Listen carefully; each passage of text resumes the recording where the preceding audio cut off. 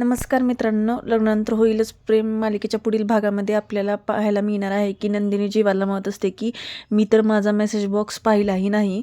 तर जीवा नंदिनीला म्हणतो, मी स्वतःहून तुला मेसेज केला नव्हता, माझा मोबाईल तर माझ्याकडे नाही, माझ्या रूममध्येच आहे दादाकडे.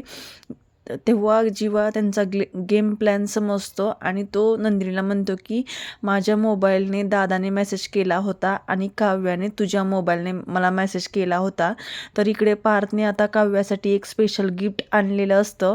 पार्थ काव्याला म्हणतो की हे तुम्ही नीट बघा, यात काहीतरी स्पेशल आहे. म्हणजेच मित्रांनो, रम्याच्या बोलण्यात येऊन पार्थने आता खूप मोठा मूर्खपणा केलेला असतो. त्याने काव्य आता रागातच पार्थच्या कानाखाली मारते.